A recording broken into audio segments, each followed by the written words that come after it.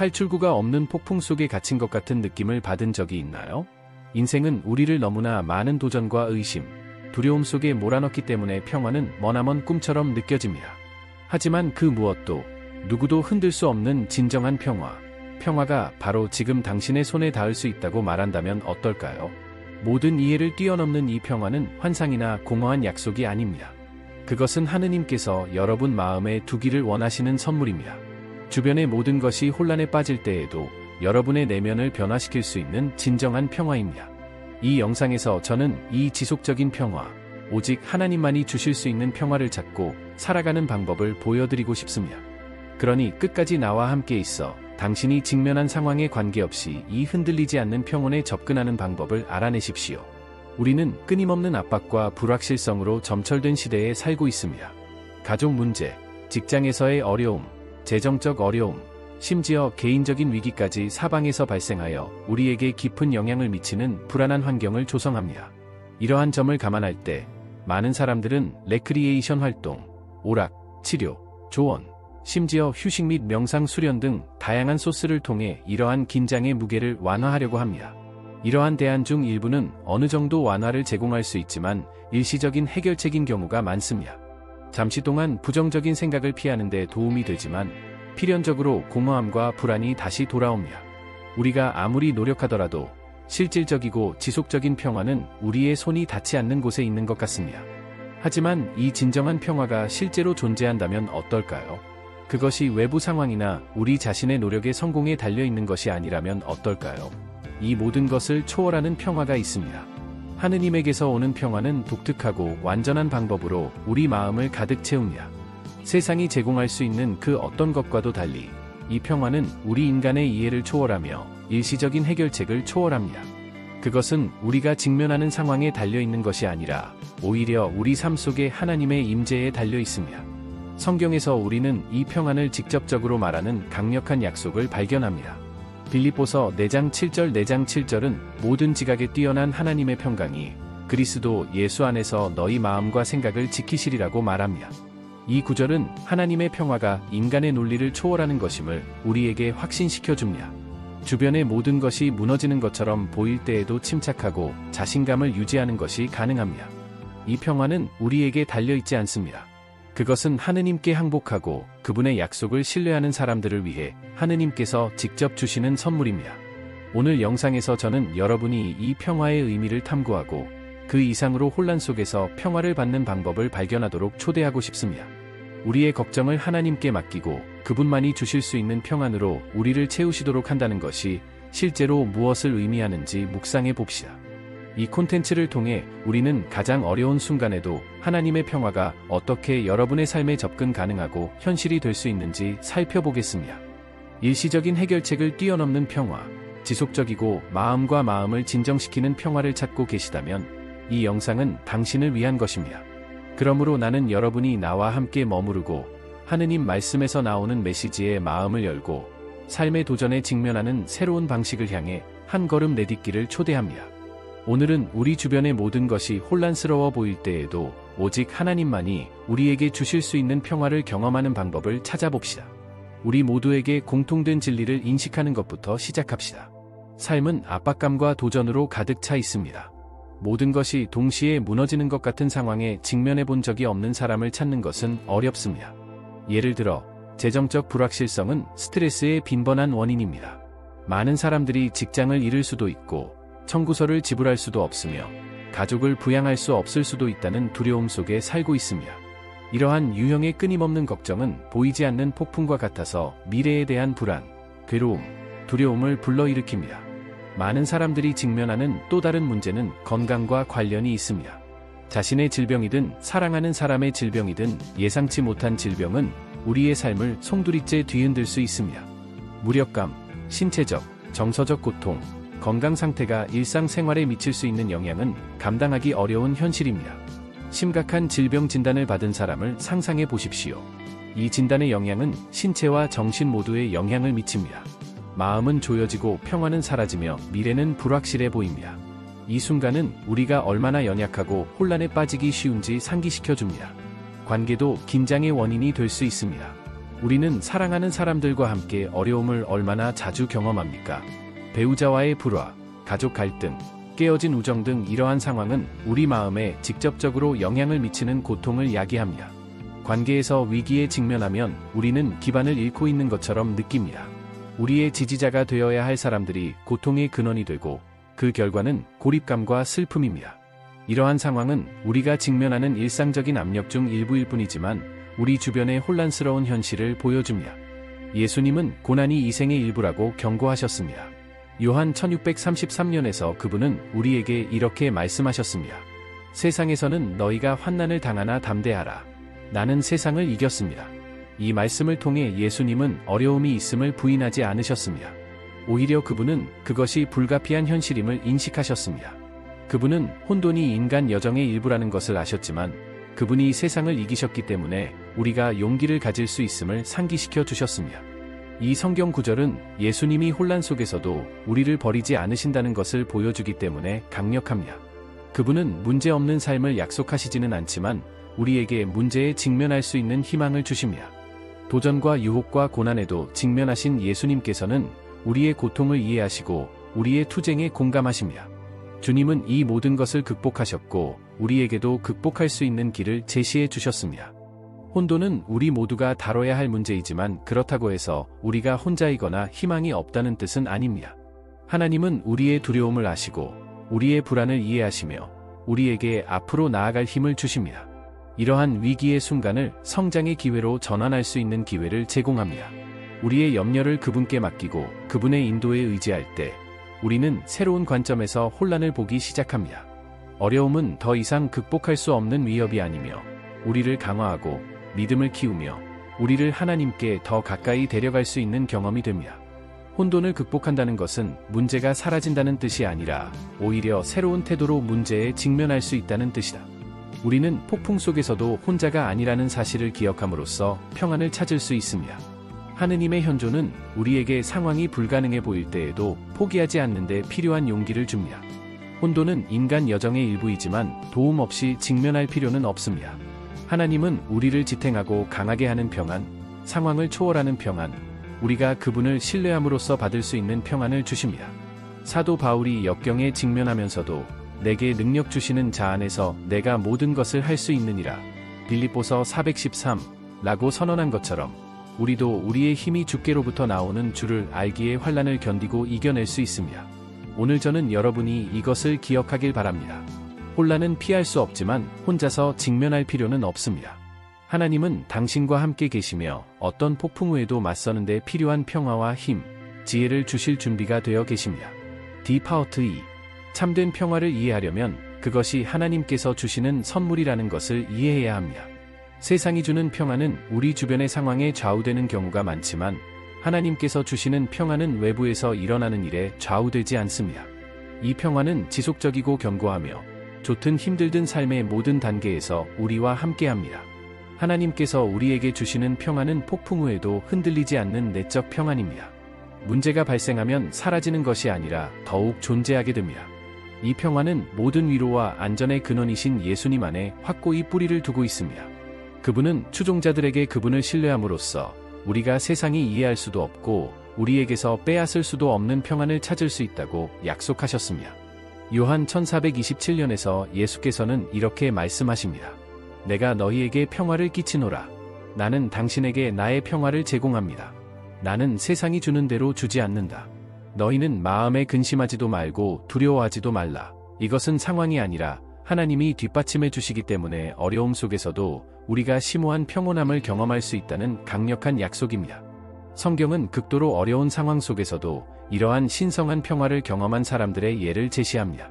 이러한 예 중 하나는 마가복음 4장 35절 41절에 기록된 예수께서 폭풍을 잠잠하게 하신 순간입니다. 힘든 하루의 가르침을 마친 후 예수와 그분의 제자들이 갈릴리 바다를 건너고 있을 때 갑자기 맹렬한 폭풍이 배에 닥쳤습니다. 파도가 너무 거세서 배가 전복될 위기에 처했고 절망에 빠진 제자들은 목숨을 잃을까 두려워했습니다. 그들은 배 고물에서 평안히 주무시고 계시는 예수님에게 달려가서 당황하여 깨우며 스승님, 우리가 죽게 되어도 돌보지 않으십니까? 라고 말했습니다. 다음에 일어나는 일은 예수님의 권위와 평화에 대한 가장 놀라운 증거 중 하나입니다. 그분은 일어나셔서 간단한 말로 바람을 꾸짖으시고 바다에게 명령하십니다. 잠잠하라, 입 다물어. 동시에 폭풍이 그치고 바다가 아주 고요해졌습니다. 그런 다음 예수께서는 제자들에게 질문하십니다. 너희는 왜 그렇게 두려워하느냐? 아직도 믿음이 없나요? 이 이야기는 여러 가지 이유로 강력하지만 무엇보다도 하나님으로부터 오는 평화는 우리 주변에서 일어나는 일에 달려있지 않다는 점을 가르쳐 줍니다. 제자들이 폭풍으로 인해 겁에 질려 있는 동안 예수님은 하나님이 모든 것을 주관하신다는 것을 아시고 침착하고 확신을 가지셨습니다. 예수님께서 폭풍을 잠잠케 하신 것처럼 그분은 우리 삶에서 직면하는 폭풍의 평화를 가져오실 수 있습니다. 우리가 그분을 신뢰할 때 우리는 상황 너머를 보기 시작하고 아무리 극심한 어려움에도 불구하고 하나님이 우리 곁에 계시다는 것을 인식하기 시작합니다. 이것이 바로 성령께서 우리에게 주시는 평안입니다. 이 평안은 우리가 보는 것에 근거한 것이 아니라 우리가 믿는 것에 근거한 것입니다. 이 평안을 원하는 사람들을 위해 이사야 26장 30절에는 다음과 같은 귀중한 약속이 있습니다. 주님, 뜻이 확고한 자를 평강으로 지키시리니 이는 그가 주를 신뢰함이니이다. 이 구절은 우리의 마음과 생각이 하나님께 고정되어 있을 때 참된 평화가 유지된다는 점을 상기시켜 줍니다. 하나님을 신뢰한다는 것은 우리의 염려를 버리고 그분이 우리 안전의 근원이 되도록 허락하는 것을 의미합니다. 그리할 때 그분은 상황에 좌우되지 않는 온전한 평안으로 우리 마음을 지키십니다. 성경의 기록 외에도 우리는 큰 시련 속에서도 이러한 평화를 경험한 현대인의 간증도 찾아볼 수 있습니다. 예를 들어 심각한 질병에 직면한 사람을 상상해 보십시오. 두려움이나 걱정에 사로잡히는 대신 이 사람은 자신의 두려움을 하나님께 맡기고 주변의 모든 사람을 놀라게 하는 평화를 경험합니다. 어려운 진단에 직면하더라도 하나님에 대한 믿음은 마음을 지탱하고 평온함을 줍니다. 이런 종류의 평화는 자연스러운 것이 아닙니다. 그것은 우리 안에서 활동하시고 인간적으로는 견딜 수 없는 일을 견딜 수 있는 힘을 주시는 성령께서 주시는 선물입니다. 이 평화는 우리를 내면으로부터 변화시키고 용기와 믿음으로 삶의 혼란에 직면할 수 있도록 준비시켜 줍니다. 우리 주변의 세상이 혼란스러울지라도 우리 영혼은 우리가 하나님의 손에 있다는 것을 알기 때문에 완전한 조화를 이룰 수 있습니다. 참된 평화는 주님과의 친밀한 관계에서 옵니다. 그곳에서 우리는 그분의 사랑과 보살핌을 온전히 신뢰하고 두려움, 걱정, 불안을 그분 앞에 내어놓습니다. 하나님이 우리 평화의 근원이라는 것을 인식할 때 우리의 관점은 달라집니다. 우리는 삶의 폭풍을 위협이 아니라 우리의 믿음을 재확인하고 하나님에 대한 신뢰를 강화할 수 있는 기회로 봅니다.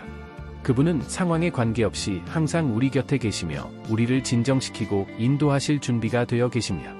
모든 이해를 뛰어넘는 이 평화가 우리 삶의 변함없는 현실이 되기를 바랍니다.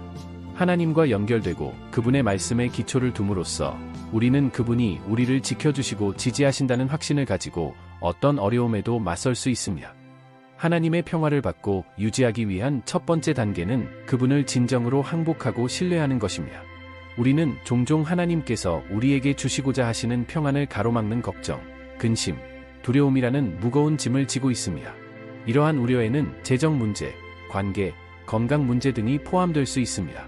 그러나 하나님께서 우리에게 하라고 권유하시는 것은 하나님께서 우리가 이해할 수 없는 방법으로 우리를 돌보실 수 있다는 것을 믿으면서 이러한 짐을 벗어 버리고 그분의 발 앞에 두는 것입니다.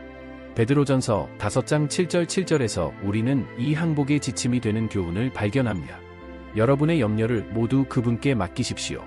왜냐하면 그가 여러분을 돌보시기 때문입니다. 이 구절은 하나님께서 우리가 우리의 걱정거리를 그분께 맡기기를 원하실 뿐만 아니라 그분이 우리를 돌보고 계시다는 점을 확신시켜 주신다는 점을 가르쳐 줍니다. 그것은 마치 하나님께서 친히 우리에게 이렇게 말씀하신 것과 같습니다. 나는 너희가 겪는 어려움을 알고 있고 너희의 어려움을 알고 있으며 나는 너희를 도우러 여기 있다. 하나님께서 모든 것을 주관하신다는 것을 믿을 때 우리는 그분의 평안이 우리 마음에 들어오고 한때 불안으로 가득 차 있던 공간을 채우게 됩니다. 하지만 우리는 어떻게 매일 이 항복을 실천할 수 있습니까? 우리는 어떻게 두려움과 염려를 하나님께 맡기고 지속적인 평화 가운데 살 수 있습니까? 이 평화를 유지하는 효과적인 방법은 매일 감사의 실천, 말씀 읽기, 기도를 기르는 것입니다. 이러한 각각의 관행은 우리와 하나님과의 연결을 강화하고 우리가 그분의 약속과 우리에 대한 그분의 돌보심을 기억하는 데 도움이 됩니다. 감사는 강력한 실천입니다.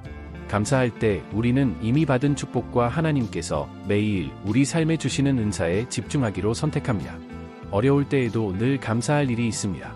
우리가 이러한 은사를 인식하도록 마음을 훈련할 때 우리는 하나님에 대한 신뢰를 강화하고 그분의 평화가 우리 안에서 다스리도록 자리를 마련하게 됩니다. 하나님께 감사하며 하루를 시작하거나 그날의 축복을 기억하며 밤을 마무리하는 것은 선하고 찬양받을 만한 것에 마음의 초점을 맞추는 방법입니다. 말씀을 읽는 것은 우리 마음에 하나님의 평화를 유지하는 또 다른 필수적인 실천입니다. 성경에는 평화, 격려, 위로의 약속이 가득합니다. 그들은 하나님이 모든 것을 주관하시고 우리가 언제나 그분을 신뢰할 수 있다는 사실을 끊임없이 우리에게 상기시켜 줍니다. 예를 들어 시편 11만 9165편에는 다음과 같은 내용이 있습니다. 주의 법을 사랑하는 자에게는 큰 평안이 있으니 저희에게 장애물이 없으리이다. 성경은 우리의 믿음을 위한 견고한 닻을 제공하고 우리가 다른 관점, 즉 신성한 평화의 관점으로 도전에 직면할 수 있도록 힘을 줍니다. 기도는 궁극적으로 우리의 염려를 하나님께 직접 드릴 수 있는 방법입니다. 기도는 우리가 마음을 열고 두려움과 불안을 나누는 주님과의 진지하고 친밀한 대화입니다. 빌립보서 46장 7절에서 바울은 우리에게 이렇게 권면합니다. 아무것도 염려하지 말고 오직 모든 일에 기도와 간구로 너희 구할 것을 감사함으로 하나님께 아뢰라.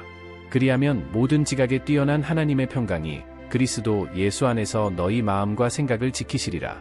이 구절은 우리가 기도할 때 우리의 문제를 포기하고 하나님의 평화가 우리의 마음과 생각을 지키게 한다는 것을 가르쳐 줍니다. 이제 저는 여러분이 생각해 볼 질문을 하고 싶습니다. 오늘 당신이 하나님께 드려야 할 것 중 당신이 붙잡고 있는 것은 무엇입니까?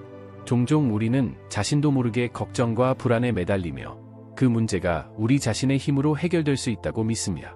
그러나 우리의 짐을 혼자 짊어지려는 고집은 하나님께서 우리에게 주시고자 하시는 평안을 경험하지 못하게 합니다. 이 질문을 곰곰이 생각해 볼 때 당신의 삶에서 어떤 구체적인 것이 있는지 찾아보십시오. 그것은 두려움, 걱정, 심지어 어려운 결정일 수도 있습니다. 그리고 그것을 하나님께 드리는 연습을 하십시오. 당신이 지금은 이해할 수 없는 방식으로 그분께서 이 문제를 처리하실 수 있다는 것을 믿으십시오. 그러나 그것은 당신에게 유익이 될 것입니다. 하나님을 신뢰하는 것은 계속되는 훈련입니다. 그러나 우리가 두려움을 그분께 굴복시킬 때 우리 마음속에 그분의 평안을 느끼기 시작합니다.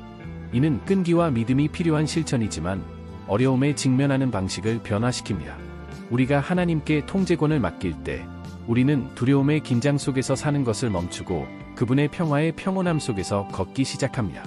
하나님의 평안을 받고 유지하는 것은 하나의 여정이며 그분을 신뢰하고 안식하기 위한 매일의 선택입니다. 그것은 우리 삶의 모든 면에서 하나님의 돌보심을 인식하는 법을 배우고 우리의 짐을 그분께 맡길 때 그분의 완전한 평안이 우리를 지켜주신다는 것을 기억하는 과정입니다. 감사와 말씀 읽기, 끊임없는 기도로 우리는 혼자가 아니며 하나님이 항상 우리 곁에 계시다는 것을 알면서 평화롭게 살 수 있습니다. 모든 이해를 뛰어넘는 이 평화가 여러분의 마음을 채우고 역경 속에서도 여러분의 삶에 변함이 없기를 바랍니다. 이 비디오의 마지막 부분에 도달했으며 특히 혼란 속에서 하나님의 평화를 구하는 것의 중요성을 강조하고 싶습니다. 주님에게서 오는 평화는 상황에 좌우되지 않으며 그분을 신뢰하고 항복하는 모든 사람이 누릴 수 있는 평화입니다. 세상이 제공하는 평화는 더덥고 깨지기 쉬우며 신성한 평화는 지속적이고 변혁적이며 지탱할 수 있습니다. 어떤 상황에서도 이 메시지를 통해 우리는 예수님이 이 참된 평화의 근원이심을 보았습니다. 그분 자신은 평화의 왕으로 불리며 우리가 마음과 염려를 그분께 맡길 때 모든 이해를 초월하는 평온함을 경험할 수 있다고 확신시켜줍니다. 이 평화는 문제가 없는 데서 오는 것이 아니라 폭풍 속에서도 우리를 인도하시고 힘을 주시며 우리를 진정시키시는 하나님의 현존에서 우리 삶에 임재하시는 데서 오는 것입니다. 이제 저는 여러분의 삶의 어떤 영역에 하나님의 평화가 필요한지 생각해 보시기 바랍니다. 하나님을 온전히 신뢰하지 않고 스스로 통제하려고 하는 일이 있습니까? 진정한 평화는 우리가 우리의 염려를 하나님께 맡기고 성령께서 우리 마음에 역사하시도록 할 때에만 달성된다는 것을 기억하십시오. 이 순간을 하나님에 대한 신뢰를 새롭게 하고 모든 상황에서 그분의 평안을 구하는 기회로 삼으십시오. 실제적인 행동으로 배운 내용을 적용해 보시기 바랍니다. 잠시 시간을 내어 기도하고 여러분의 염려를 하나님께 맡기십시오. 혼란스러운 다음 상황에서는 두려움이나 절망으로 반응하기 전에 멈추고 하나님의 임재를 구하십시오. 기도하고 말씀을 읽을 때 우리는 힘과 방향을 찾을 수 있다는 것을 기억하십시오. 그리고 이 메시지가 당신의 마음에 감동을 주었다면 어려운 시기를 겪고 있고 하나님의 평화에 대해 들어야 하는 누군가에게 이 영상을 공유해보세요. 끝까지 함께 해주셔서 감사합니다. 저는 매일 여러분이 하나님과 동행할 때 우리의 현실이 되는 이 신성한 평화를 살고 경험할 수 있기를 기도합니다. 혼돈 속에서도 믿음과 항복으로 평화는 가능합니다. 하나님께서 여러분을 축복하시기를 바라며 여러분 삶의 모든 측면에서 이 변화를 가져오는 평화를 느끼기를 바랍니다. 다음 영상까지